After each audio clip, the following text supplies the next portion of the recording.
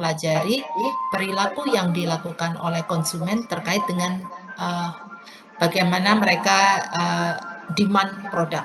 Sementara untuk produsen di sini yang kita pelajari adalah bagaimana produsen nanti akan melakukan kegiatan produksi dengan menghitung biaya produksi, substitusi input, kemudian pemasaran produknya, dan beberapa isu-isu yang terkait dengan kebijakan mikroekonomi.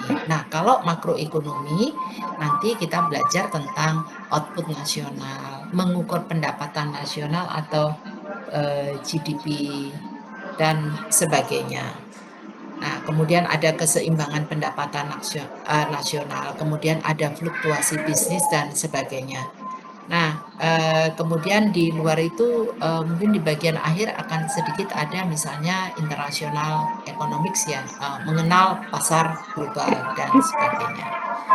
Oke, ini mata kuliah wajib yang harus Anda ambil ya.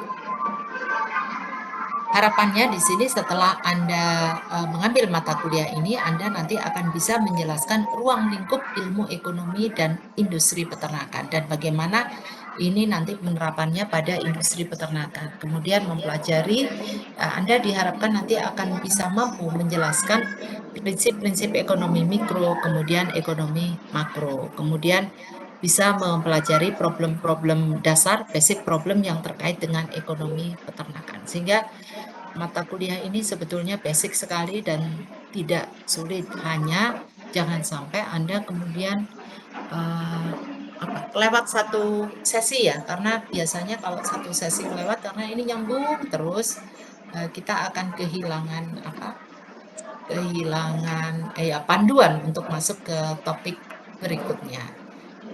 Dan ini mumpung semester 1 ya, jadi saya ingatkan mungkin agak sedikit berbeda dengan di SMA. Di SMA mungkin Anda ada guru kelas yang mengingatkan selalu. Nah, di sini kadang-kadang kita tidak sempat untuk mengingatkan Anda, walaupun sekarang dengan online itu tampaknya meskipun tidak pernah ketemu, tetapi Anda terpantau secara lebih baik ya dibandingkan di offline, karena kemudian ada WA group, kemudian bisa berkomunikasi, kemudian juga biasanya dosen ini dibantu dengan asisten sehingga ada masalah-masalah teknis itu Anda bisa curhatin deh di sini. Ada Mbak Ari ya, ini saya perkenalkan.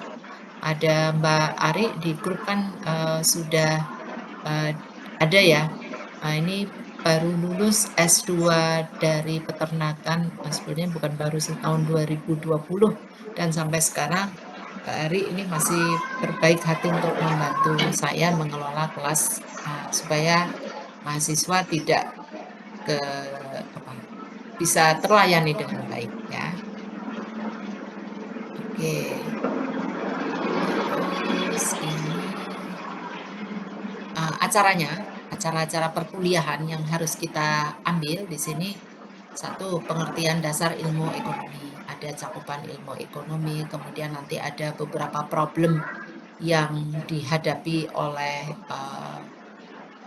dalam kehidupan sehari-hari yang kaitannya dengan ilmu ekonomi nantinya, sehingga mengapa kemudian ada ekonomi mikro, ada ekonomi makro, kemudian di minggu berikutnya ini ada beberapa topik yang sudah ditetapkan oleh Ibu Koordinator yang harus kita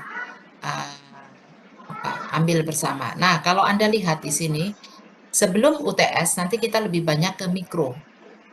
Jadi ini kan perilaku konsumen, keseimbangan konsumen, teori permintaan, elastisitas konsumen. Nah, kemudian di sini mulai masuk ke produsen. Ada sumber daya produksi, hubungan input output, kemudian fungsi-fungsi biaya, kemudian bagaimana produsen bisa memaksimalkan keuntungan. Terus tadi ada substitusi input, substitusi output, kemudian bentuk-bentuk pasar ya, pasar persaingan sempurna, yang tidak sempurna itu seperti apa. Dan selanjutnya di setelah UTS kita masuk ke makro, GDP, pertumbuhan ekonomi, keseimbangan pendapatan nasional, fluktuasi bisnis, kemudian ada pasar uang dan sebagainya. Nah, ini adalah skup dari makro. ilmu ekonomi walaupun basic di sini, Anda akan melihat betapa ini terpakai sekali ketika nanti Anda sudah terutama misalnya bekerja di perusahaan swasta, kemudian juga untuk melakukan kegiatan produksi, bahkan ketika Anda nanti berwira swasta.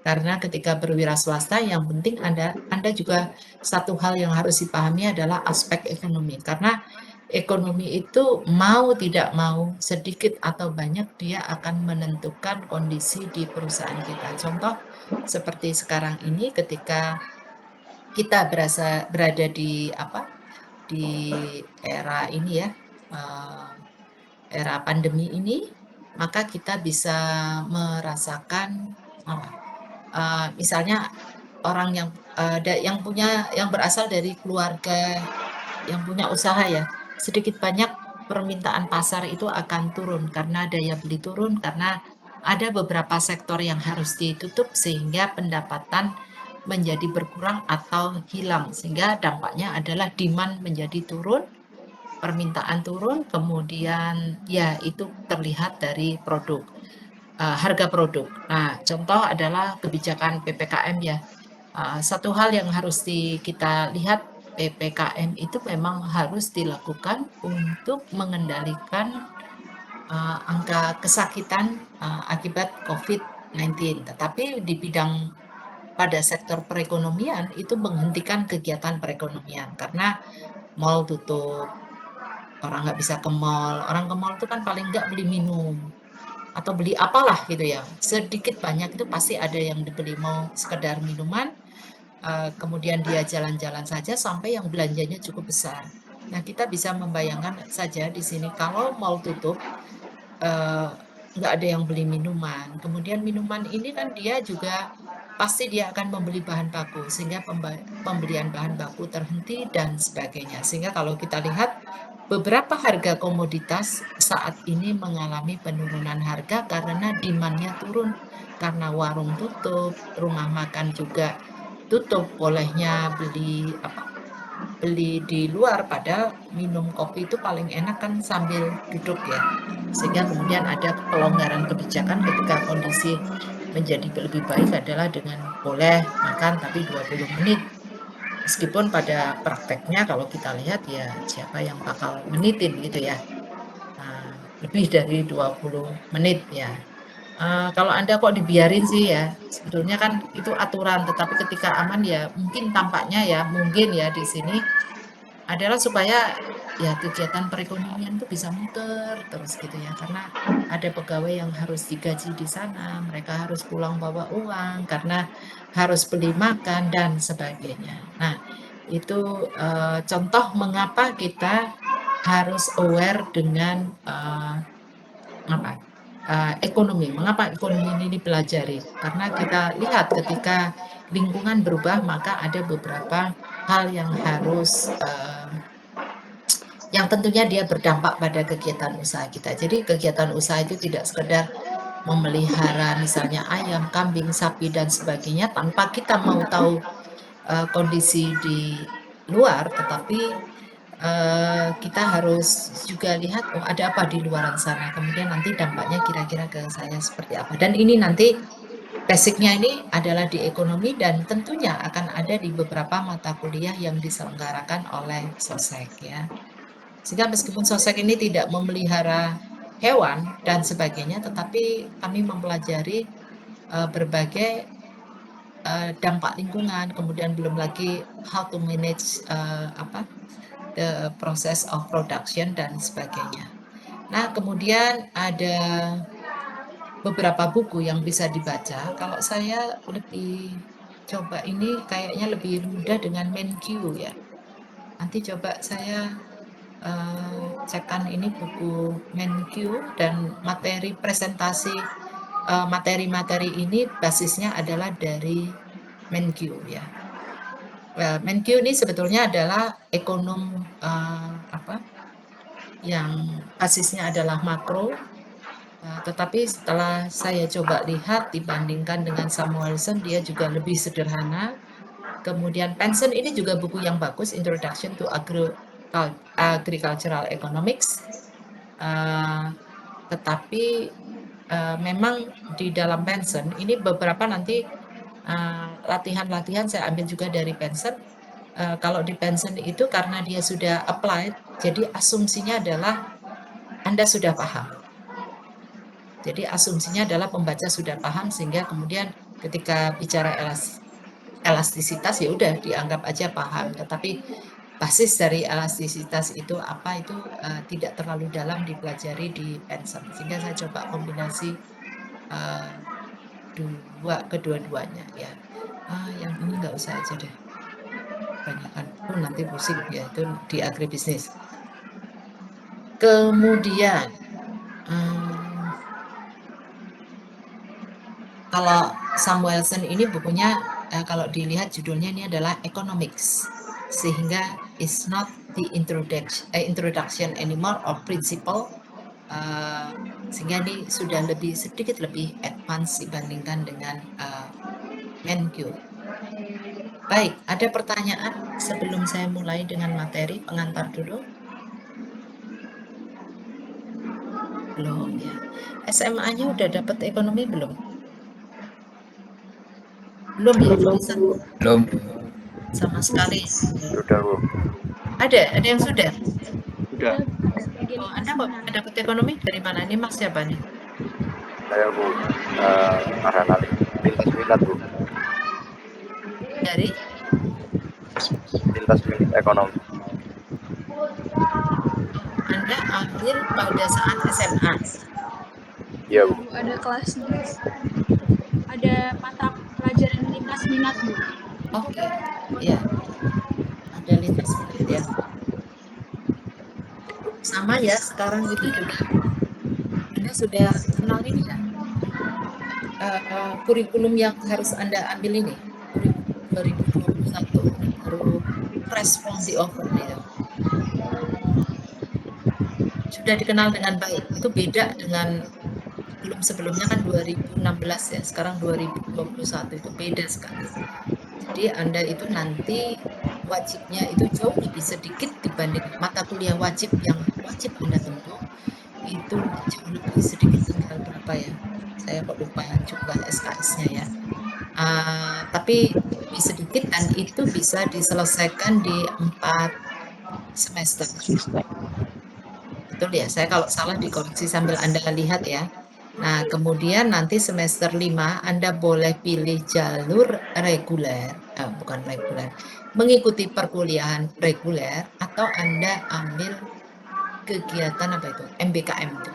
Anda itu kok sekarang tuh semangatnya itu adalah memuliakan mahasiswa. Oh, mantap itu.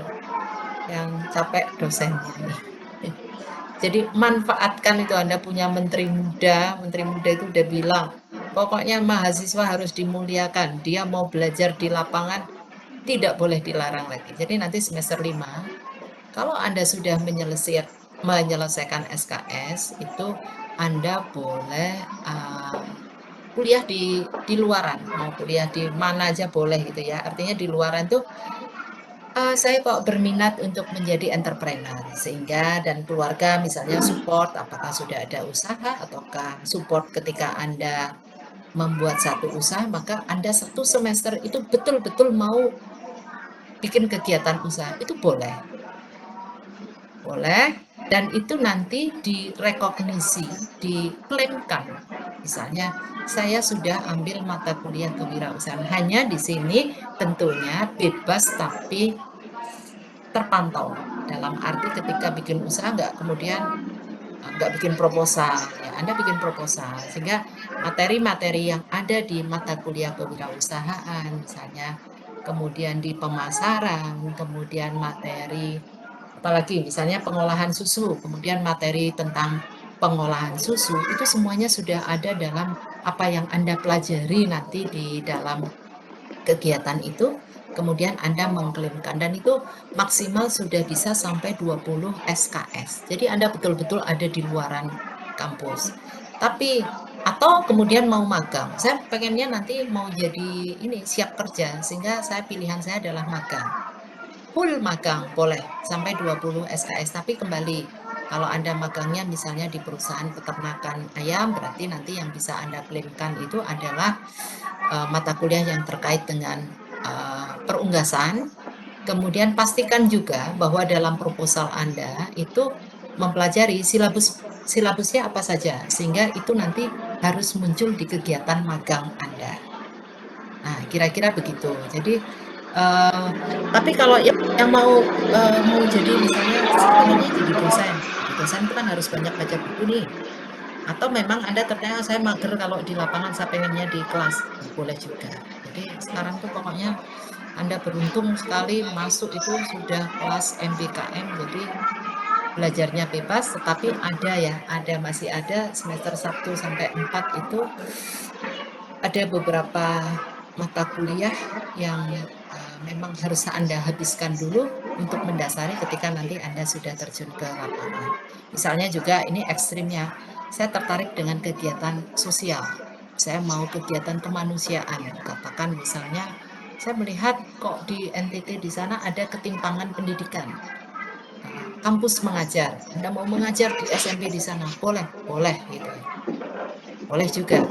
Meskipun itu tidak semua bisa diklaimkan, tapi klaimnya adalah bahwa Anda melakukan kegiatan MBKM. Nah, itu harganya ya sama, bisa antara tergantung. Makin banyak yang Anda kerjakan itu SKS-nya makin lebih banyak. Mudah-mudahan yang saya sampaikan itu tidak keliru. Saya sih termasuk di dalam tim kurikulum, tapi ini karena kami juga adjustment ya, pembelajaran. Jadi ada beberapa hal yang memang kemudian nanti berubah dan sebagainya disesuaikan dengan kondisi. Ya, tapi kira-kira begitulah. Anda nanti semester 5 sudah boleh belajar di mana saja. Bahkan Anda boleh melirik misalnya Anda tertarik dengan apa ya? Tadi lintas ilmu ambil di Visipol, kemudian tentunya juga ada persyaratan dari mereka misalnya jumlah kelas. Jadi betul-betul mahasiswa sekarang itu harus aktif pelajari apa yang ada 9 aspek ya di dalam MBKM, kewirausahaan, magang, penelitian, pengabdian, kemudian apalagi ya, kegiatan kemanusiaan, kemudian student exchange. Anda bahkan boleh melakukan student exchange, kuliah. Coba cek ya, saya agak ini, tapi kedepannya mungkin ada beberapa universitas di mitra di luar negeri, dan sekarang itu diuntungkan karena kita pakai online, sehingga tidak harus ada biaya yang harus Anda sediakan untuk terbang ke sana, karena balik lagi ya semuanya online. Dan beberapa mahasiswa saya yang semester 5 yang memang diperbolehkan, mereka sekarang sedang mengambil mata kuliah di IPB. Karena di sana ada mata kuliah yang spesifik dengan minatnya, sementara mungkin di Fakultas Peternakan UGM itu arahnya bukan di sana. Katakan misalnya saya kalau tidak salah yang diambil tentang perbudaannya. Kuda di Indonesia di Fakultas Peternakan UGM ahlinya itu satu ya, baru Pak Danang itu, beliau juga baru sekolah, dan mungkin itu ketika di IPB itu sudah cukup banyak ahlinya sehingga dia memutuskan untuk belajar di IPB. Boleh 12 sampai 14 SKS, sisanya baru diambil di Fakultas Peternakan. Jadi nanti kalau MBKM, jangan nanggung, jangan takut meninggalkan kampus, karena yang ada sekarang itu adalah karena ketika berubah itu kan takut nih, ragu-ragu ke sana enggak ya? Ke sana nanti jangan-jangan begini, atau saya mau di sini. Jadi maunya dua-duanya diambil. Nah, kalau MBKM ya MKM, sisanya kalau ada sisa itu baru kemudian ambil di kampus. Nah, sekarang juga Anda itu disebut memuliakan mahasiswa karena tidak ada batasan jumlah yang boleh diambil. Semuanya sama 24 SKS. Kalau dulu, nggak usah dulu, tahun yang lalu, kalau IP-nya jatuh, berarti yang diambil hanya bisa sedikit. 16 SKS gitu ya, 18. Sehingga ketika satu semester katakan karena bukan kemauannya, misalnya karena sakit dan sebagainya, kemudian IP jatuh, semester depan ambilnya sedikit. Nah, sekarang oleh Mas Menteri kita yang muda ini, ini temannya anak-anak muda ini, milenial itu, nggak boleh semua sama, mau 24 ya silahkan. Tapi saya sampaikan kalau Anda ambil 24 SKS, pastikan Anda itu full time student. Karena 24 SKS itu berat. Tapi kalau semester 1 masih paket ya. Ya, paket. Ya, pemanasan dulu ya. Nanti kalau Anda tahu-tahu 24 SKS Anda kaget ya. Dan beberapa memang masih diperlukan mata kuliah dasar seperti ada matematika, fisika, dan kimia, kemudian ya Pancasila itu harus, agama, dan sebagainya ya. Nanti mulai semester 2 itu sudah ada beberapa mata kuliah dari fakultas lebih banyak, bahkan di 3, 4. Itu ya. Oke, jadi Anda beruntung, zaman saya dulu nggak ada NPKN itu ya. Jadi kan karena Anda dimuliakan, gunakan kesempatan ini lebih baik. Artinya ini juga meningkatkan ini awareness mahasiswa. Kalau dulu ambil itu benar-benar ngikutin kata cutting gitu ya. Misalnya selalu andalannya adalah cutting, nggak mau baca buku sendiri. Nah, sekarang Anda itu harus baca buku sendiri dan tahu betul minat Anda di mana dan Anda mau apa karena kemudian itu yang dikonsultasikan. Kalau dulu DPA, saya sebagai DPA itu rata-rata oke, setuju karena biasanya kurang lebih sama. Nah, sekarang tuh beda-beda, ada yang mau ambil kewirausahaan, ada yang memang minatnya penelitian, dia mau membantu dosen untuk penelitian, dan itu ya bisa diklaimkan untuk kegiatan SKS gitu ya. Oke, baiklah. Ada pertanyaan sampai di sini?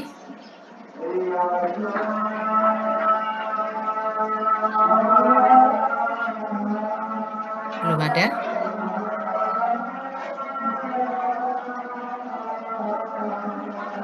Oke, saya itu agak kurang hafal pakai ini. Bentar. Aku kok, oh ya. Saya terbiasa pakai Zoom. Sudah terlihat?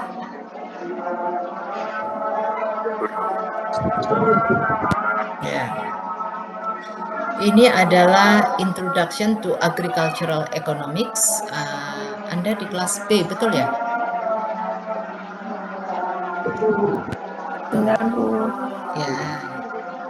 Pengampunya adalah saya dibantu Mbak Ari ya. Kita lihat yang pertama nih. Hari ini nggak terlalu pemanasan dulu.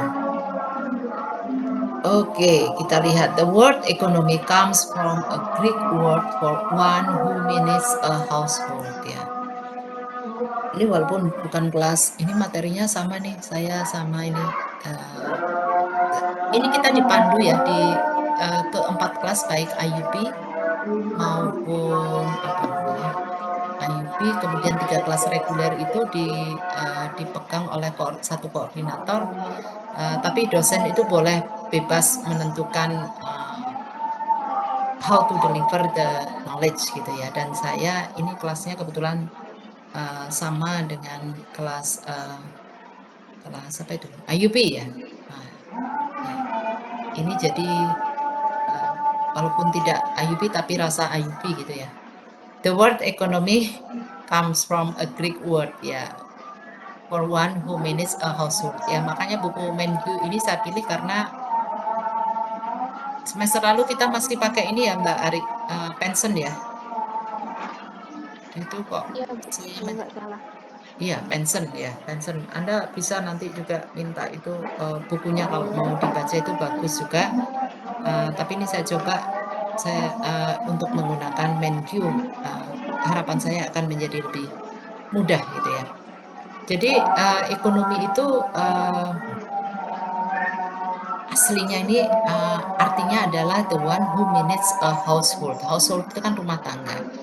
Nah, kemudian karena di dalam rumah tangga itu ada beberapa permasalahan. Misalnya di dalam rumah tangga kan ada siapa yang bekerja. Di rumah Anda siapa yang bekerja? Ayah atau ibu? Atau ayah dan ibu? Ayah dan ibu. Ayah, Bu. Ayah dan ibu. Ya, ada yang ayah, ada yang ayah dan ibu, dan sekarang sudah cukup banyak juga ibu. Jadi ayah itu menjadi ayah rumah tangga. Bahkan di beberapa tahun yang lalu, jadi seangkatan anak saya itu sudah eh, tinggal satu yang kuliah ya semester 7, yang lainnya udah kerja ya. Itu dulu di Persatuan Orang Tua Murid ya. Eh, Persatuan Orang Tua Murid SMP itu ada yang disebut dengan ayah rumah tangga, karena yang rapat itu biasanya ibu-ibu plus satu bapak itu, karena istrinya bekerja dan dia memilih dari keluarga itu dipilih bahwa si bapak yang ini taking care children, masak, kemudian dan yang lain-lain. Salah nggak juga ya, karena mungkin dengan berbagai pertimbangan itulah yang mereka pilih. Nah, saya ambil minum.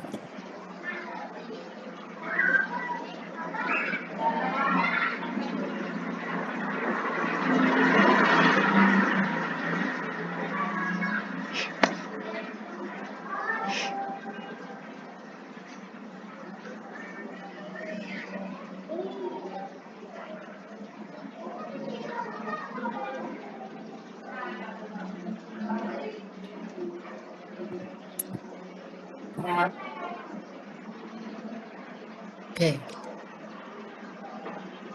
Dan apalagi di era sekarang ya, pasti juga akan lebih banyak lagi bapak-bapak yang memang para suami yang memang kemudian mereka dalam rumah tangga itu mereka memilih atau terpilih untuk mengelola rumah.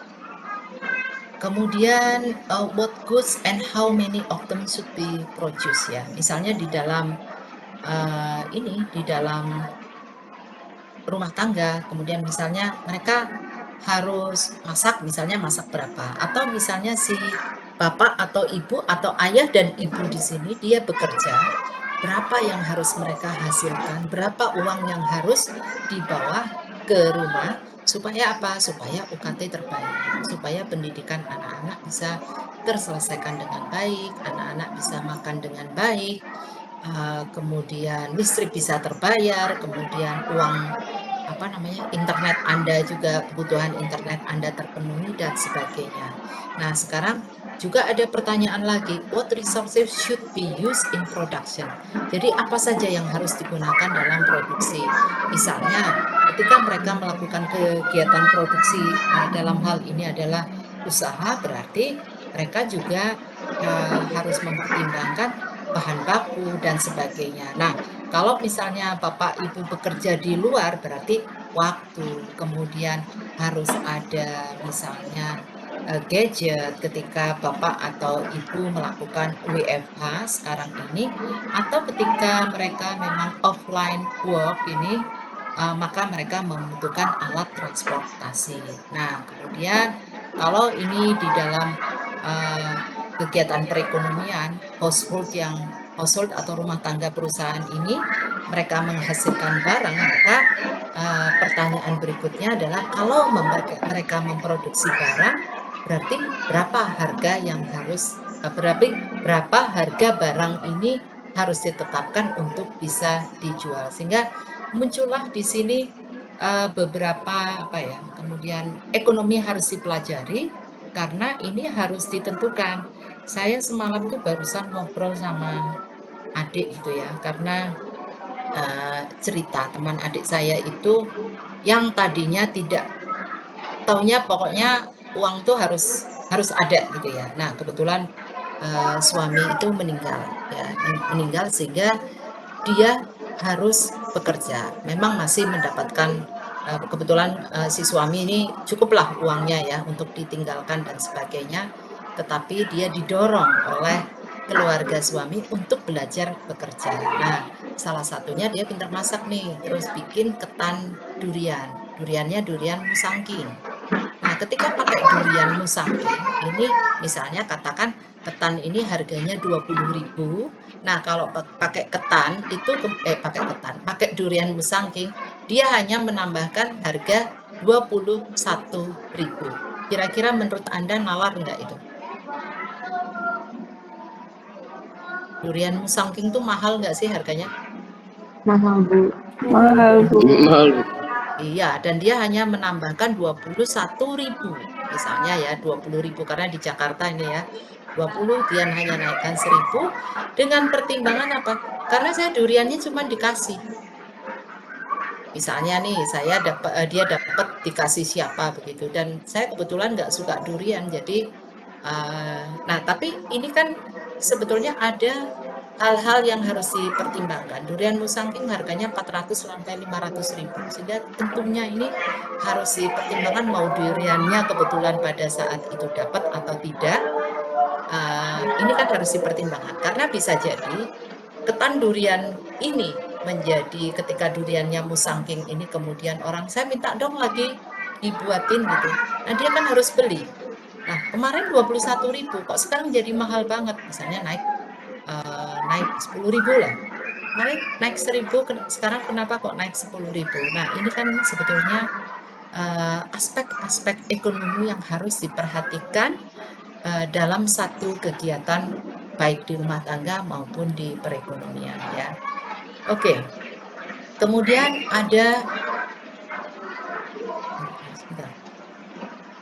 ada masalah ini ya, society dan scarce resources. Scarce itu apa ya? Kelangkaan. Langka. Jadi kalau kita ini ya, ada yang tinggal di mana ya? Saya itu punya mahasiswa yang tinggal di daerah Belitung. Dan saya bilang, waduh kamu enak banget itu ya, tinggal di daerah Belitung itu berasa piknik terus gitu ya. Yang orang harus membayar, datang ke sana membayar, dia tinggal buka itu sudah apa misalnya pantai yang udaranya itu gratis, yang kemudian dia bisa lihat yang kalau saya lihat di foto-foto dan I have to pay a lot untuk comes there gitu ya, datang ke sana. Nah, dia itu tinggal buka gratis nih. Mbak Ari itu juga tinggal di Bali. Ya, nih Mbak Ari, benar ya Mbak Ari. Saya bilang Mbak Ari ini juga orang yang beruntung karena begitu buka itu sudah ya suasana. Orang kalau ke Bali itu kan rasanya seperti piknik terus ya. Mulai dari dengar gamelan Bali, kemudian suasana ketika melihat orang pakai baju kebaya, kemudian iring-iringan orang datang ke pura, ke Banjar dan sebagainya, itu kita merasa itu sebagai satu hiburan dan Mbak Ari melihat akan menjadi pelakunya ya. Nah, tapi kita lihat bahwa semua itu tidak bisa diperoleh gratis terus-menerus. Karena apa? Karena manusia ini jumlahnya makin banyak sehingga contoh seperti di Yogyakarta, pantai yang katanya itu gratis, everyone can goes to the beach gitu, tetapi Anda paling tidak kan harus bayar tiket. Anda bayar tiket. Belum lagi ketika pantai itu kemudian dibeli oleh pengusaha dan mereka buat private beach di sana. Anda masuk ke sana itu Anda harus bayar jutaan. Karena Anda harus tinggal di hotel itu, Anda harus makan di tempat itu dan sebagainya. Paling tidak ya berlipat-lipat kali daripada pantai yang punya publik. Sehingga ada kelangkaan sumber daya yang harus kita bayarkan lagi. Misalnya dulu mungkin ketika Belitung belum populer, orang datang ke Belitung itu kemudian gratis aja ke pantai, tetapi sekarang sudah ada misalnya tiket dan sebagainya yang harus dibayarkan. Nah, ini artinya ketika ada kelangkaan means that society has limited resources and therefore cannot produce all the goods and services. Jadi artinya itu kita tidak bisa lagi ada produksi yang diperuntukkan bagi orang yang kemudian kita dapatkan semua. Jadi misalnya begini, di Belitung katakan atau di private beach tadi ya, kan ada hotel nih, hotel kan kapasitas kamarnya misalnya katakan 100. Berarti kalau 100 kamar itu sudah occupied, maka orang yang ke 101 itu tidak bisa masuk ya. Contoh tadi ya, saya hanya belinya Zoom itu 100. Sehingga tidak bisa lagi, sehingga kita pakai Webex yang memberikan tidak ada kebatasan di sini. Jadi artinya di sini kita bisa melihat bahwa dengan belajar ekonomi bahwa kegiatan alokasi barang, alokasi bahan baku itu harus dilakukan sebaik-baiknya supaya kegiatan perekonomian bisa dilakukan secara efisien sehingga tadi hampir semuanya bisa terpuaskan ya. Ini scarcity ya. Jadi ada kelangkaan. Economic study how society manage its scarce resources karena sumber daya itu menjadi terbatas ya. Nanti kalau sudah pandemi usai yang saya pengen satu itu jalan-jalan gitu. Tadi udah ditawarin Mbak Ari, Ibu mau ke Bali nggak? Mau banget gitu ya. Tapi saya tahu diri karena usia sudah di atas 50, nggak usah macem-macem deh gitu ya. Mungkin kalau yang masih muda mah, ya anak saya beberapa awal bulan apa ya? Awal bulan akhir bulan Mei itu kena COVID ya. Ya dia aja demam, saya nggak membayangkan kalau itu di orang tua. Meskipun ada orang tua yang sakit ya biasa-biasa aja gitu ya. Tapi nggak usah berisiko gitu ya. Sehingga tadi yang saya inginkan adalah pergi gitu ya, jalan-jalan. Nah, ini saya ketutup gambarnya. Anda. Oke, jadi di sini kita lihat adalah society adalah how to manage the scarce resources and then to produce valuable goods and services to distribute among the different individual. Jadi ini adalah mengatur bagaimana tadi scarce resources tadi supaya bisa dibuat seefisien mungkin sehingga bisa dinikmati oleh lebih banyak orang. Jadi misalnya tadi private beach itu atau rumah sakit ya kita lihat rumah sakit mengapa sih kalau di Jogja ini salah satu rumah sakit di Jogja itu Panti Rapih ya. Waktu itu dibangun ya, dia cukup banyak kamar-kamar terus dan ternyata ya memang itu kan dikelola dari lahan yang terbatas itu dinaikkan, dibuat seperti hotel itu karena supaya lebih banyak orang yang bisa terlayani ketika mereka membutuhkan perawatan rumah sakit. Nah, mengapa ini harus dilakukan? Karena barang itu terbatas. Jadi apalagi ketika ini pandemi kemarin puncak, orang yang ingin mendapatkan jasa kesehatan itu banyak sekali, sementara ini jumlahnya terbatas. Nah, efisiensi ini adalah mengarahkan pada the most effective use of society resources, bagaimana kita mengelola resources yang ada untuk satisfying people wants and needs ya. Contoh kalau di Jogja itu beberapa waktu yang lalu ketika pasien itu cukup banyak maka UGM, kemudian kita akan punya hotel ya namanya UC Hotel, kemudian ada Santikara itu punya asrama, kemudian di sekolah-sekolah di desa itu kan ada sekolah-sekolah yang tidak terpakai itu disulap menjadi tempat-tempat untuk isoman sehingga bisa memberikan kepuasan bagi orang-orang yang membutuhkan tempat untuk melakukan isolasi mandiri. Ini ada yang masih di luar Jogja? Elizabeth Ada, Bu. Anda ada di mana? Elizabeth Galvina. Tulungagung. Ya, terus yang lain dari mana nih? Ada dari mana? Dari Lampung, Bu. Dari Dora. Malang, Bekasi, Bu. Batang, Bu, Bekasi, Batang, Bu. Wonosobo. Kabupaten Bekasi. Dari Blitar, Bu. Blitar. Ada yang dari Blitar? Ya, Ini peternakan ya di Blitar ya. Anda keluarga peternak? iya keluarga peternak. Tapi kalau di rumah sendiri masih kecil peternakannya. Ya nggak apa-apa, keluarga peternak ayam. Iya, bukan. Sapi sama kambing. Oh, sapi potong. Sapi perah. Oh, Buat perah. di Greenfield itu, Bu. Oh, Mitra Greenfield ya. Iya. Oke. Ya. Terus tadi yang dari Lampung itu juga daerah peternakan. Anda juga keluarga peternak? Bukan, Bu. Bukan. Lampung itu kan gudangnya peternak juga ya. Banyak peternakan ayam di Lampung, jagung juga banyak dan sebagainya. Baik, apalagi yang keluarga peternak ya ini ya. Anda tentunya harapan orang tua adalah kuliah di sini kan kemudian menjadikan usaha Anda menjadi lebih bagus ke depannya ya.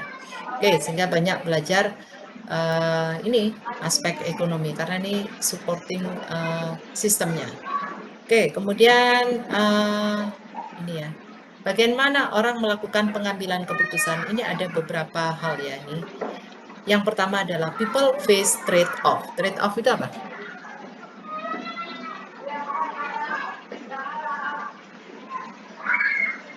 Ya sekarang tuh enak loh sambil nyanding tuh bisa cari Google. Apa trade-off itu? Jual beli bukan, Bu? Oke.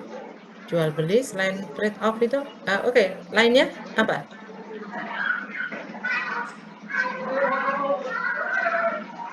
Pengorbanan gitu. Iya. Dia harus ini ya, memilih ya, harus ada yang apa ya, dipertukarkan di sini. Kemudian yang kedua ada pertimbangan bahwa ini adalah the cost of something is what you give up to get it. Jadi Anda juga harus berkorban untuk mendapatkan sesuatu. Dan ketika Anda orang yang rasional pasti akan memilih apa sih yang mau saya dapat, gitu kan? Sebetulnya kayak selain kuliah ini pilihan Anda apa? Kalau nggak kuliah, jadi pilihannya apa? Kerja kan? Kalau kerja dapat uang nggak? Dapat. Kenapa kok kuliah? Kuliah malah ngabisin uang kan? Kuliah bayar UKT atau misalnya kalau masuk ke yang bidik misi gitu. Wah, kalau bidik misi kan enak begitu kerja gitu kemudian Anda bisa mandiri. Tapi di sini kan Anda harus berjuang cari beasiswa, belum lagi waktunya habis, nggak bisa kerja dan sebagainya. Karena yang diambil itu adalah margin ya. Nanti kita diskusikan itu.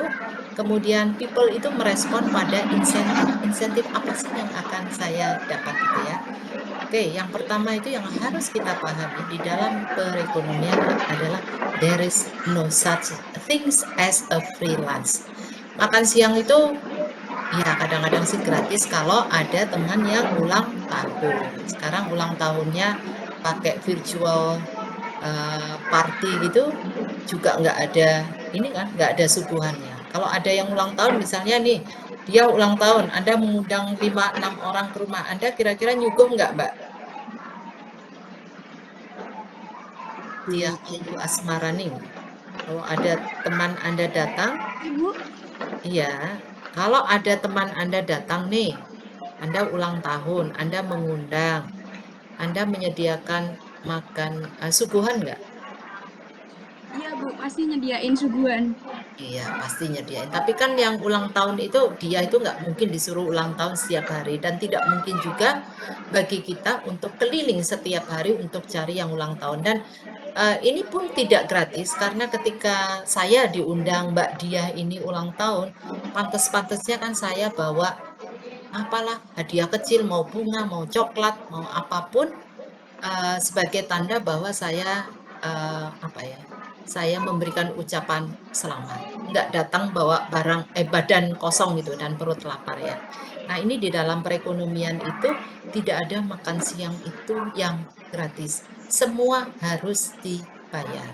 Nah kemudian kita lihat untuk mendapatkan satu hal itu kita biasanya harus mengorbankan sesuatu. Misalnya nih kita ambil nih Anda sekolah. Berarti kalau sekolah waktu Anda, ada nggak di antara Anda itu teman Anda yang tidak kuliah? Ada yang masih tidak kuliah? Ada, Bu. Ada Bu. Ya, kira-kira leisure time, waktu yang luang bagi mereka itu dengan Anda banyak siapa? Banyak yang kuliah atau banyak yang tidak kuliah? Tidak kuliah. Yang tidak kuliah. Tidak kuliah. Oke, jadi di sini kita bisa lihat bahwa untuk mendapatkan pengetahuan, untuk bisa mendapatkan nanti Anda degree sebagai sarjana peternakan, Anda harus study. Dan di sini leisure time Anda harus dikurangi karena Anda bangun seperti sama ya seperti saya pagi ini saya jam 7 sudah harus duduk dibandingkan mungkin dengan ketika saya memilih saya tidak bekerja, ya saya juga bekerja, tapi saya boleh memilih waktu, misalnya saya nanti masaknya mau jam 8, tapi ketika jam 7 begini saya kan harus lebih awal lagi, misalnya memastikan ada makan untuk sarapan di rumah dan sebagainya. Kemudian contoh lagi adalah ketika kita akan membeli pakaian nih, biasanya mahasiswa, kalau mau beli baju kadang-kadang kan kita berhemat dulu jajannya. Ada baju yang diincar gitu, uang saku kita, tadi kan resources itu terbatas, scarcity of resources. Uang saku diberikan terbatas oleh orang tua. Terbatas itu relatif ya. Nah, ketika kita mau beli clothing atau pakaian, tentu saja kita kemudian berpikir, saya kurangin jajannya karena saya ngincer baju, apalagi kemudian Anda ngincernya sepatu yang bermerek tadi. Oke, jadi ini prinsipnya people face trade off. Jadi dia harus melakukan ini ya, ada trade off, bahasa Indonesia agak susah ya. Tadi ada yang menyebut pertukaran, kemudian ada yang menyebutnya ini sebagai ada pengorbanan yang harus dilakukan. Kemudian kita lihat di sini, nah karena ada pertukaran ini, maka yang harus dipertimbangkan di sini adalah bahwa harus ada efisiensi. Kalau ada efisiensi di sini, means bahwa alokasi barang tadi itu get the most that it can from kita mendapatkan yang sebanyak mungkin yang bisa kita dapatkan dari resources yang terbatas tadi. Dan kemudian resources itu setelah kita olah, jadi diolah dengan efisien sehingga menghasilkan produk dalam jumlah yang lebih banyak, itu kemudian bisa dibagikan ke lebih banyak orang lagi. Jadi tidak hanya 10, kalau kita bisa lihat misalnya 10 dibanding 15 itu bisa dinikmati 15 orang, tentunya dia akan menjadi lebih baik ke 15 orang karena akan menjadi equal, akan menjadi lebih adil secara umum karena bisa dinikmati oleh banyak orang dan akan menjadi lebih efisien karena sumber daya yang terbatas tadi bisa diolah menjadi barang dalam jumlah yang lebih banyak sehingga bisa dinikmati oleh banyak orang. Oke. Kemudian kita lihat economic efficiency membutuhkan ini highest combination of quantity and quality of goods and service. Jadi artinya Anda harus mencari, kita nanti ya, ini harus mencari ketika melakukan proses produksi kombinasi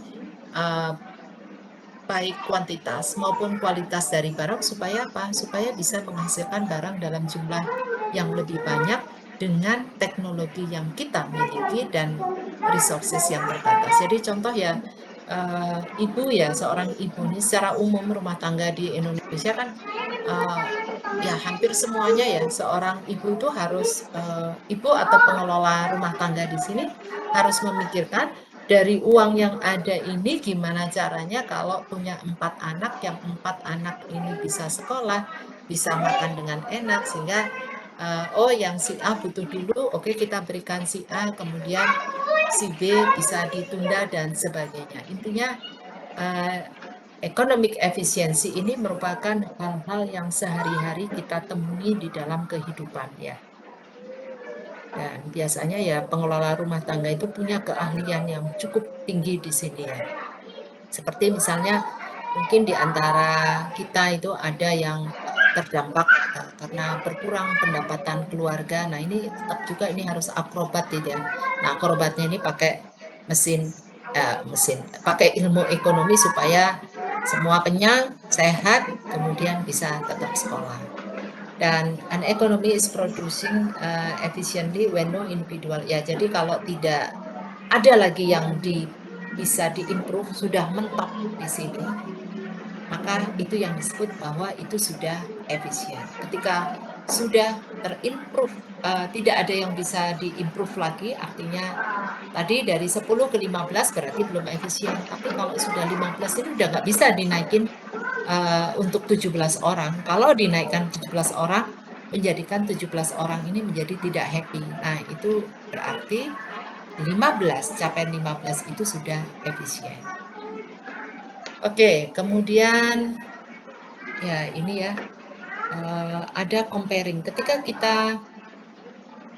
kita melakukan pengambilan keputusan, itu ada biaya yang harus kita pertimbangkan. Misalnya, apa sih biaya dan benefitnya ketika saya sekolah atau pilihan saya bekerja. Mungkin sekarang sekolah, orang tua Anda itu, ya saya pernah merasakan ya ketika tiga-tiganya itu kuliah itu, wah rasanya nggak digebukin ya badan itu tiap hari ya. Karena mikir gimana caranya ya begitu, apalagi kalau sudah mulai UKT, mulai deh nih Pak, saya bilang gitu ya. Nah itu, tapi itulah yang diatur dengan tadi ilmu ekonomi supaya semuanya berjalan lancar. Nah, sekarang kalau misalnya college ini kan ada UKT nih, ada UKT, makan Anda harus bagus supaya bisa apa? Moncer berpikirnya. Kemudian sementara kalau bekerja itu kan ada penghasilan. Nah, tetapi ketika Anda pergi ke college atau ke university, maka kita punya potensi di 5 tahun yang akan datang, Anda akan mendapatkan pekerjaan yang lebih baik. Anda akan mendapatkan potensi yang lebih baik sehingga Anda bisa masuk pada bidang pekerjaan yang mungkin lebih memberikan benefit dibandingkan dengan yang sekarang kalau Anda begitu lulus SMA, Anda kemudian bekerja. Karena tidak bisa dipungkiri di Indonesia pekerjaan semakin ya katakan sampai S1, S2 lah ini pada degree sertifikat yang menyatakan Anda bekerja S1, S2 ini masih memberikan ini ya, memberikan better off payment ya dibandingkan kemudian Anda mengandalkan ijazah SMA Anda. Mungkin kalau kita bicara di luar negeri beda lagi. Di sana bapak-bapak pembersih sampah itu mereka mendapatkan gaji yang bahkan bisa jadi lebih tinggi. Jadi seperti kalau yang saya tahu itu driver untuk kalau ini kan ada Trans Jogja ya, mereka punya publik yang punya pemerintah itu gajinya upahnya tinggi karena pekerjaan itu sulit mencari orang sehingga itu harus ada orang yang mau dibayar tinggi karena tugas mereka adalah untuk menjamin kegiatan perekonomian ini berjalan dengan baik. Nah, kemudian ini yang kedua, mau belajar atau mau ngedate. Nah, ini kan juga pilihan ya. Jadi cost-nya apa? Kalau belajar ya nanti akan dapat pengetahuan yang lebih bagus, kemudian tugas selesai dan sebagainya. Dan atau kemudian di kelas. Di kelas ini mau tidur ya boleh, saya nggak lihat ya. Kemudian atau Anda mau mendengarkan. Nah, tentu saja ini ada cost-nya. Cost-nya pasti ngantuk ya. Jam-jam segini mendengarkan saya cerita itu ngantuk, apalagi ceritanya bukan tentang movie gitu ya. Nah, tetapi Anda punya bekal untuk bahwa mata kuliah ini bisa diselesaikan dengan baik. Nah, ya, opportunity cost ini adalah apa yang harus Anda korbankan untuk mendapatkan suatu item. Jadi tadi college itu ada biaya, uang dari rumah yang harus mengalir ke sana.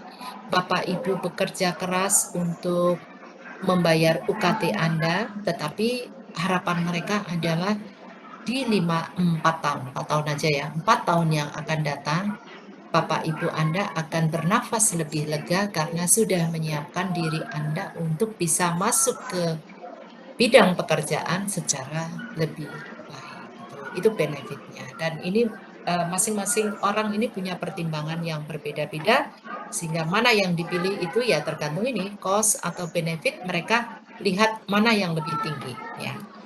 Oke, kemudian ini contohnya ya. Ini ada yang kenal? Siapa nih? LeBron James bukan Bu? LeBron James bukan Bu? Bukan ya. Oke, benar nggak? Ya, Ya. Nah, LeBron James ini understand sama seperti ketika kalau kita lihat, wah enak ya si siapa itu Grace Polly sama siapa itu Apriani dapat 5,5 M ya. 5,5 M kan karena bawa medali emas gitu ya ke Indonesia ya, bawa medali emas ya hadiahnya 5,5 M. Belum lagi ya saya sih sering aja follow orang-orang yang sukses gitu, kemudian saya follow, oh dikit-dikit dia sudah jadi mengendorse beberapa produk gitu ya. Gampang banget gitu jadi endorse, tapi itu cost-nya itu mahal sekali. Anda bisa main ke tempat teman, dia yang ada adalah pegang raket, terus bangun pagi, suruh lari, suruh ini dan sebagainya. Nah, LeBron James ini juga memahami ada opportunity cost dan insentif. Nah, dia memilih untuk tidak kuliah dan dari SMA itu dia masuk ke pro ini untuk earn of million of dollars. Jadi kalau kita lihat, oh enak ya jadi pemain basket ya. Kalau kita lihat insentifnya aja, tetapi opportunity cost-nya itu banyak sekali. Nggak bisa dia bangun siang gitu ya.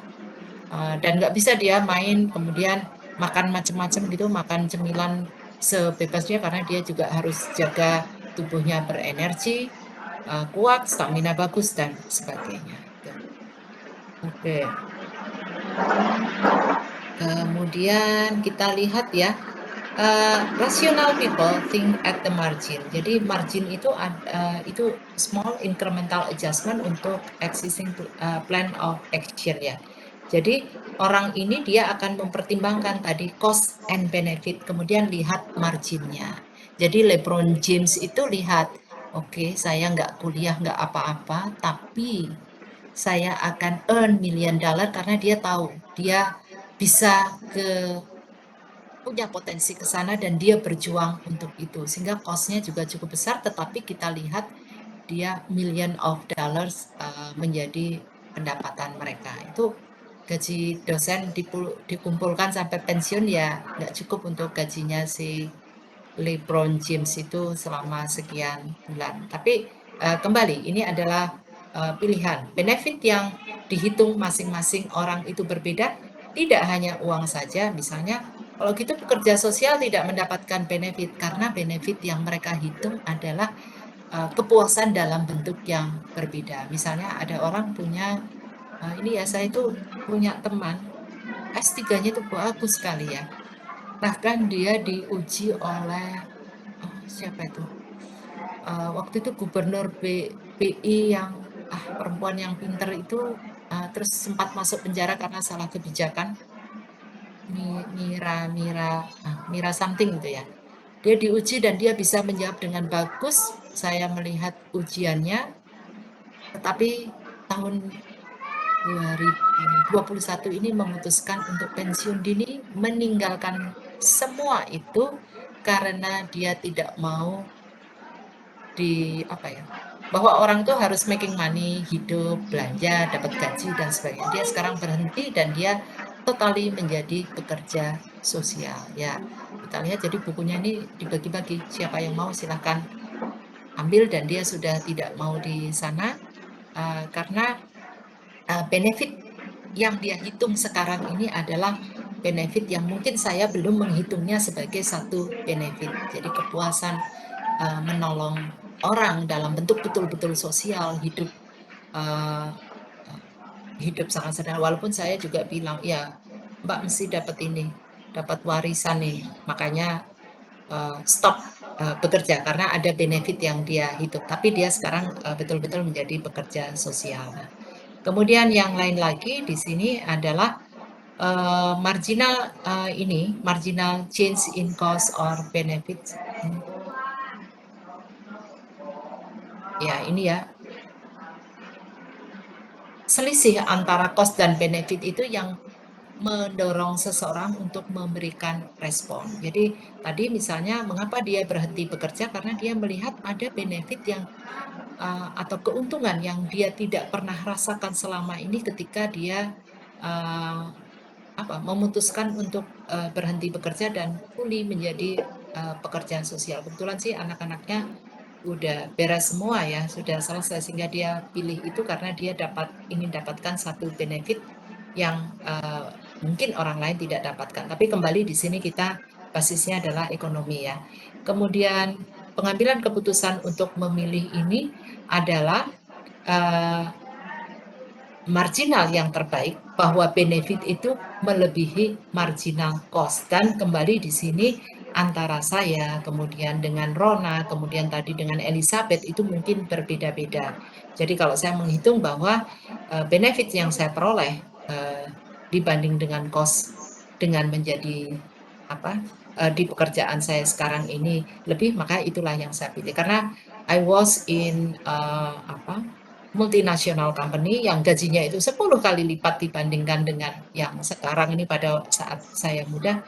Tetapi saya tidak melihat cost yang saya rasakan itu terlalu besar karena saya bosan, jenuh dengan pekerjaannya. Karena saya kemudian karena hobi saya baca ya, baca gitu ya. Kok saya nggak harus baca ya, nggak harus sharing dan sebagainya. Nah itu kemudian saya rasakan sebagai salah satu biaya sehingga kemudian pilihan saya adalah di profesi ini. Oke, kemudian how people can interact. Ini kita bisa lihat perdagangan bisa menjadikan setiap orang menjadi lebih baik.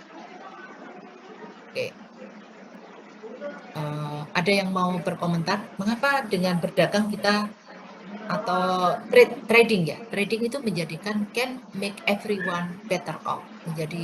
Menjadikan setiap orang menjadi lebih sejahtera, kemudian baik dan sebagainya. Kira-kira ada yang berpendapat di sini? Bukankah ini hanya menguntungkan para pedagang misalnya?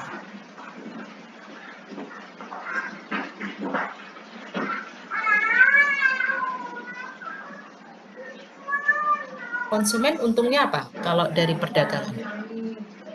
Kebutuhannya terpenuhi, Bu. Oke, iya. Ya. Timbal balik, Bu. Iya, imbal balik. Oke.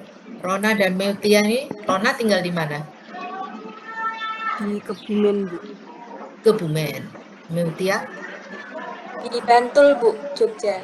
Ya, oke ya. Misalnya di Bantul ini atau di Kebumen ini tidak ada barang A yang itu hanya kita bisa peroleh kalau kita sedang ke apa ya?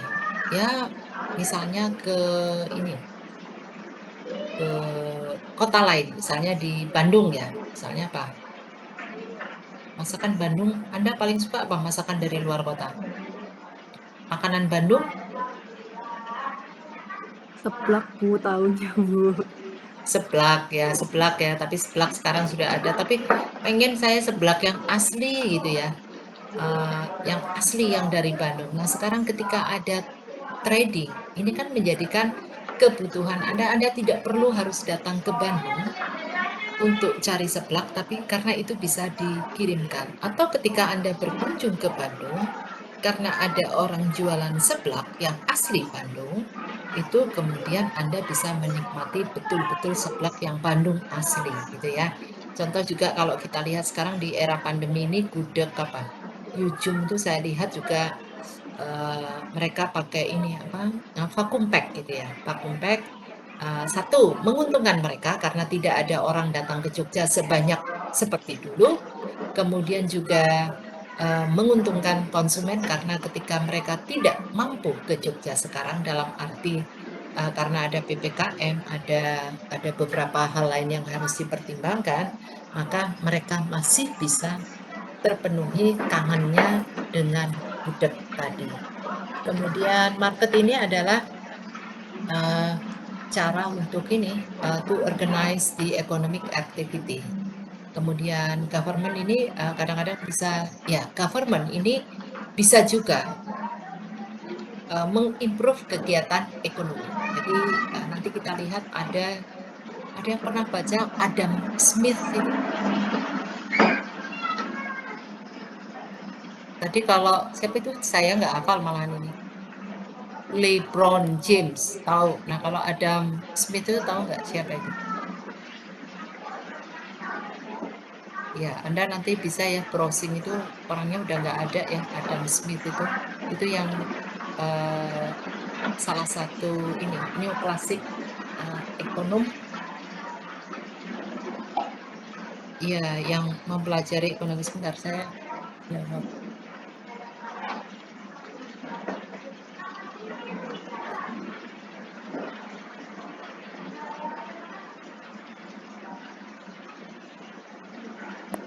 Terus mana ini? Karena kalau nanti kita lihat ya, Adam Smith, kemudian ada Keynesian John Maynard Keynes. Ini salah satu ahli di ekonomi yang berpendapat bahwa perlu tangan government untuk menjadikan kegiatan perekonomian ini menjadi lebih baik ya. Ini kalau kita lihat bahwa trade bisa membuat setiap orang menjadi lebih baik ya, karena setiap orang tadi disampaikan dengan Anda, setiap orang itu mendapatkan manfaat dari trading ini. Kemudian tadi konsumen untungnya apakah mereka keluar duit? Oh ya, mereka mendapatkan barang. Nah, kemudian bagi para produsen kita lihat di sini bahwa dengan adanya perdagangan itu menjadikan ada kompetisi yang baik. Kemudian karena dengan adanya perdagangan ini juga menjadikan orang itu kemudian memilih saya paling bisa apa, saya paling kompetitif apa, kemudian mereka memilih di sana. Dan bagi konsumen maka ini akan memberikan keuntungan karena konsumen they can get the best product gitu ya. Kalau tidak ada perdagangan kemudian orang tidak berusaha untuk menjadi lebih baik di dalam melakukan kegiatan usaha. Kemudian kita lihat market itu adalah satu cara yang bagus untuk organize aktivitas ekonomi, karena di market ekonomi itu ekonomi yang berbasis pada pasar, itu mengalokasikan sumber daya pada beberapa perusahaan dan rumah tangga sehingga kemudian mereka akan berinteraksi untuk mendapatkan barang dan jasa yang terbaik. Nah, di sini household itu kan akan memutuskan dia mau apa yang mau beli, kemudian apa yang kemudian mau dia kerjakan untuk mendapatkan barang itu. Kemudian perusahaan ini akan memutuskan siapa yang akan mereka hire, mereka cari sumber daya apa untuk memproduksi satu barang. Kemudian kita lihat di sini nih Adam Smith ya mulai keluar. Jadi kalau Adam Smith ini berpendapat bahwa di dalam market, tadi market itu dikatakan salah satu yang terbaik untuk membuat suatu kegiatan perekonomian efisiensi. Kemudian muncullah kalau sekarang itu kemudian kapitalisme ya. Adam Smith ini berpendapat bahwa para perusahaan dan para konsumen rumah tangga tadi, dia akan berinteraksi di dalam market dan ini akan menjadikan tadi invisible hand, karena tadi kita lihat kalau ada yang minta berarti nanti perusahaan-perusahaan ini akan berkompetisi, dia akan berlomba-lomba menjadi yang terbaik karena dialah nanti yang akan dipilih, sehingga nanti ketika dia menjadi yang terbaik maka konsumen juga akan mendapatkan keuntungan bahwa dia mendapatkan harga yang terbaik, kemudian juga produk yang terbaik. Itu yang disebut dengan invisible hand. Invisible itu apa? Tak terlihat, Bu. Tak terlihat. Jadi ada tangan yang tak terlihat gitu ya. Yang pokoknya nggak tahu gimana caranya nanti perekonomian itu akan lebih bagus kalau ini diserahkan ke pasar. Pasar itu siapa? Perusahaan. Tetapi ini ya, because household and consumer akan mencari harga yang terbaik untuk yang akan dibeli itu adalah harga yang terbaik dengan kualitas yang terbaik, dan kembali di sini firm itu akan melakukan hal seperti itu. Tetapi kita bisa lihat di sini ada social cost yang harus dibayarkan sehingga ada beberapa yang tidak sependapat di sini. Maka di sini harus ada guidance ya untuk menjadikan welfare. Jadi artinya kalau tadi ada harga yang terbaik, ada produk yang terbaik, ada nggak kira-kira kelompok orang yang memang tidak mampu membayar harga tersebut? Ada ya? Ada, Bu. Ya. Dan itu makanya kemudian disebutkan government can sometimes improve market outcomes. Pemerintah itu perlu, nah ini yang di peternakan, kalau di Blitar itu kan Mbak Laila Tul ya yang dari Blitar itu ya. Anda pernah lihat di Blitar itu ada demo telur, harga telur turun. Pernah baca itu nggak? Kebetulan belum pernah ya Bu, jangan sampai. Kalau di sini telurnya tetap naik. Ya, tetap laku, tapi harganya kan lagi jelek nih. Blitar ini terburuk nih harganya. Oh iya, kalau sekarang lagi buruk. Tapi alhamdulillah nggak ada demo sih kalau di daerah saya Bu. Demonya itu udah lama, demonya itu maksudnya demo ke pemerintah minta ayo Oh, tolong. Ya, ada kan itu? iya kalau kayak itu ada beberapa. Ya, itu diperlukan karena supaya apa? Supaya pemerintah ini, oh ya ada yang teriak-teriak nih untuk berteriak, supaya karena peternak ini sudah melihat bahwa ini tidak bisa diserahkan ke pasar. Karena ketika di pasar maka yang bekerja adalah orang yang hanya bisa berkompetisi, which is this is big company, yaitu Jarum Popan, kemudian hanya Java Komplit. Nah, masalahnya omnya Mbak Laila Tul, ayahnya ini terus nanti kerja apa kalau diserahkan kepada mereka? Saya putus-putus enggak ya? Tidak Bu, lancar. Lancar saya, Bu. Jelas. Oke, ya tolong di info ya, karena kadang-kadang saya lihat ada muter-muter ini. Oke, kemudian sehingga di sini ada satu ekonom yang melihat bahwa itu Keynes itu ya, dia melihat bahwa government itu harus turun tangan, sehingga tadi government itu ini diatur dulu, harga jangan sembarangan, kompetisinya diatur, ini pasarnya siapa, supaya apa? Supaya market itu dia akan bekerja dengan lebih baik kalau ada campur tangan pemerintah. Misalnya di sini ada property right, ability untuk own atau exercise control, ini mengontrol dengan kebijakan-kebijakan pemerintah, karena kalau dibiarkan yang terjadi adalah market failure ya. Jadi pasar itu gagal untuk mengalokasikan resources efisien.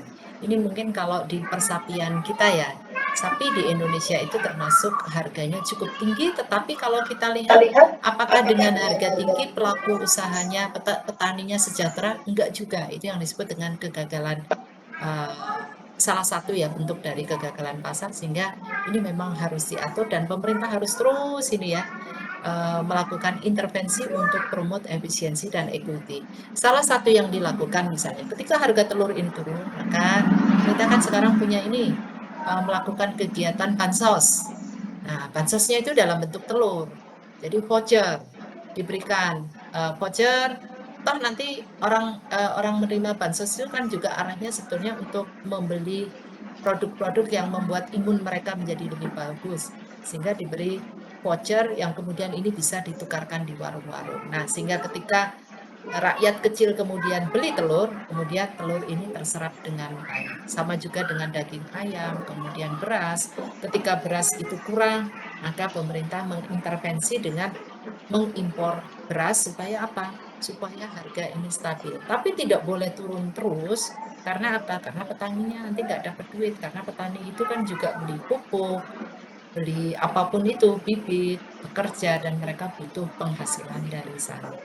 Jadi ada dua ya, kalau si Adam Smith itu berpendapat ada invisible hand, jadi serahkan aja ke pasar, nanti dia kan efisien sendiri. Tetapi pada perkembangannya ada yang disebut dengan market failure ini. Nah, market failure ini siapa penyebabnya? Ini misalnya ada externality. Jadi ada orang yang memang actionnya itu sengaja untuk menjadikan pasar. Tentunya dia punya power ya di sini externality, karena ada action, dia mempengaruhi pasar. Kemudian kita lihat ada juga market power ini adalah single person or firm yang dia bisa mempengaruhi pasar. Ini kalau perusahaan terlalu besar. Makanya kalau kita lihat perusahaan monopoli itu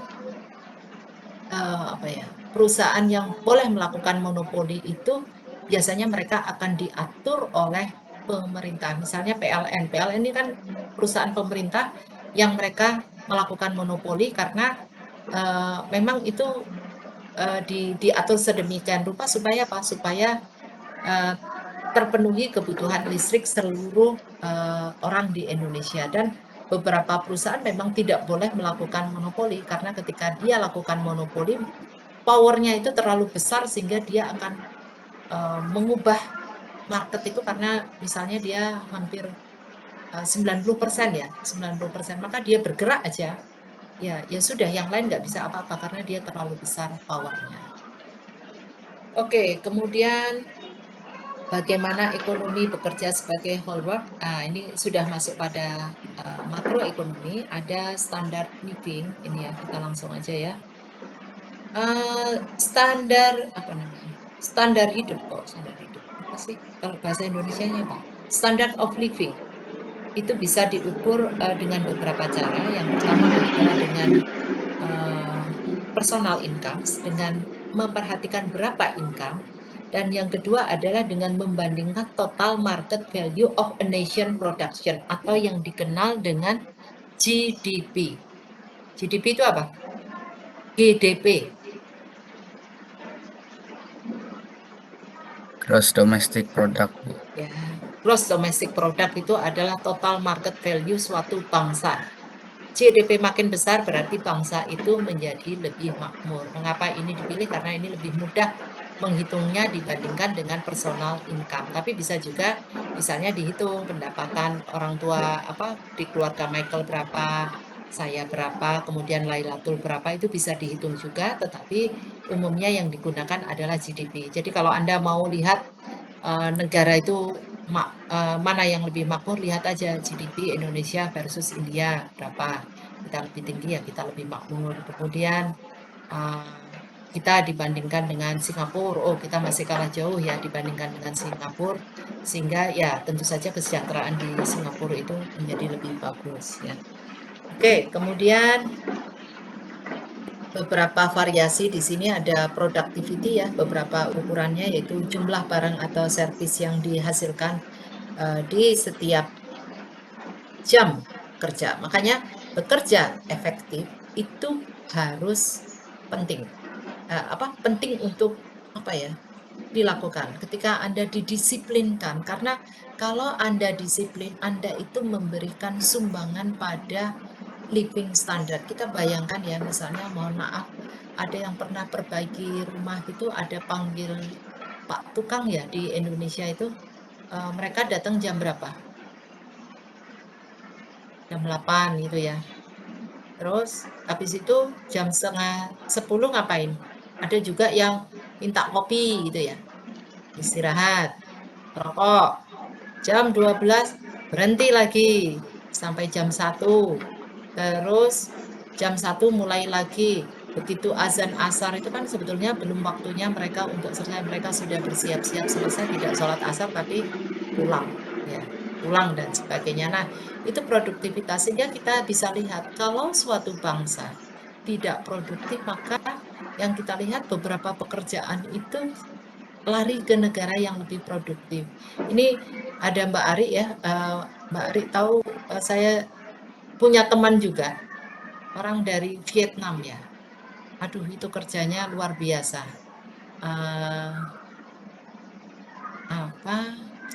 Karena mereka terbiasa harus bekerja 3-4 kali lakukan beberapa pekerjaan, karena kalau enggak itu gajinya enggak cukup. Jadi mereka terbiasa, betul ya Mbak Ari, Kui ya namanya itu. Kui itu sangat produktif. Dalam 1 tahun dia bisa menulis berapa jurnal yang bisa terini. Ya kalau kita lihat kualitasnya bagaimana Bu, tapi yang jelas mereka cepat, sehingga kita lihat beberapa perusahaan di multinational company itu memindahkan, relokasi bisnis mereka yang semula ada di Indonesia, mereka pindahkan ke Vietnam karena mereka anggap bahwa mereka lebih produktif. Sehingga di sini mumpung Anda ini mahasiswa baru ya, itu ketika Anda lakukan kegiatan dengan produktif, Anda itu sudah berlatih dan nantinya itu akan menjadikan Indonesia itu menjadi lebih baik.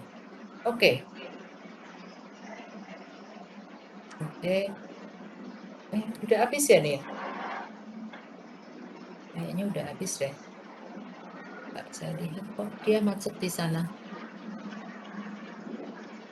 Belum nih.